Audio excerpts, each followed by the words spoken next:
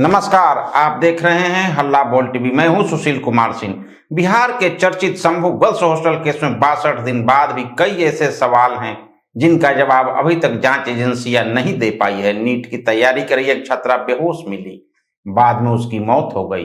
Postmortem report में rape की पुष्टि हुई, मगर अब तक सबसे बड़ा सवाल यही है कि रेप किसने किया।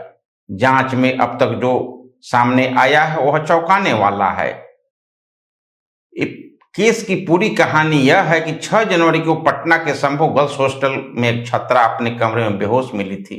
उसे अस्पताल ले जाया गया, लेकिन 11 जनवरी को उसकी मौत हो गई। हालांकि इस बीच उसकी पोस्टमार्टम रिपोर्ट आई और उसमें रेप की पुष्टि हुई। इसके बाद पहले बिहार पुलिस की और एसआईटी की, एसआईटी और अब सेंट्रल ब्यूरो ऑफ इन्वेस्टिगेशन यानी सीबीआई इस केस की जांच कर रही है। मगर 62 दिन बाद भी जांच एजेंसियों के हाथ खाली हैं। सूत्रों के मुताबिक पॉक्सो कोर्ट में सुनवाई के दौरान एसआईटी और सीबीआई से कई सवाल पूछे गए, लेकिन जांच अधिकारियों के पास इन सवालों के स्पष्ट जवाब नहीं थे। 1200 पन्नों से ज्यादा की केस डायरी में कई ऐसे तथ्य सामने आए हैं जो जांच पर गंभीर सवाल खड़े कर रखते हैं। सबसे बड़ी 3 लापरवाही। पहला, हॉस्टल मालिक से सही पूछताछ नहीं हुई। हॉस्टल मालिक मनीष कुमार रंजन को पुलिस ने गिरफ्तार जरूर किया, लेकिन अब तक रिमांड पर लेकर पूछताछ नहीं की गई। एसआईटी ने जेल जाकर पूछताछ की, लेकिन कोर्ट में मनीष रंजन ने अपना बयान बदल दिया। कभी वह कहता है कि 5 और 6 जनवरी को हॉस्टल में था, तो कभी कहता है कि वह बेटी को मेडिकल कॉलेज छोड़ने गया था। पीड़ित परिवार के वकील एसके पांडे का आरोप है कि मनीष बार बार बयान बदल रहा है और वह प्रभावशाली व्यक्ति है। दूसरा, रेप की पुष्टि हुई, लेकिन आरोपी कौन? पोस्टमार्टम और एसएफएल रिपोर्ट में रेप की पुष्टि हो चुकी है। छात्रा के कपड़ों से स्पर्म भी मिला, लेकिन हैरानी की बात यह है कि अब तक यह पता नहीं चल पाया है कि यह स्पर्म किसका है। कई लोगों के सैंपल जांचे गए, लेकिन आरोपी की पहचान अब तक नहीं हो सकी।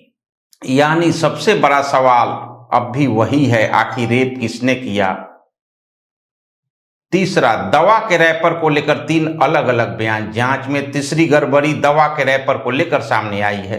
एसआईटी केस डायरी में लिखा है कि पुलिस को एक खाली दवा का पत्ता मिला, लेकिन सीबीआई ने कोर्ट में बताया कि वह खाली पत्ते मिले थे। वहीं हॉस्टल वार्डन के बयान में कहा गया कि 5 दवा के रैपर मिले थे। 3 अलग अलग बयान आने के बाद कोर्ट ने भी जांच एजेंसियों से सवाल पूछे हैं। उधर छात्रा का इलाज करने वाले डॉक्टर सतीश ने एसआईटी को बताया कि जब छात्रा अस्पताल लाई गई थी तब उसकी हालत बेहद गंभीर थी। जांच में यह भी सामने आया कि उसके शरीर में नींद और दवा के ओवरडोज के संकेत मिले थे। डॉक्टरों ने ब्रेन स्कैन में भी गंभीर प्रेशर और ब्लीडिंग की बात स्वीकारी थी। अब इस पूरे मामले में कई सवाल खड़े हो रहे हैं। रेप किसने किया? कपड़ों से मिला स्पर्म किसका है? दवा के रैपर को लेकर अलग अलग बयान क्यों हैं? और सबसे बड़ा सवाल, क्या जांच सही दिशा में हो रही है? फिलहाल सभी लोगों की नजर इस मामले पर टिकी हुई है और सबको इंतजार है आखिर सच कब सामने आएगा। तो अभी तक इतना ही। देखते रहिए हल्ला बोल टीवी।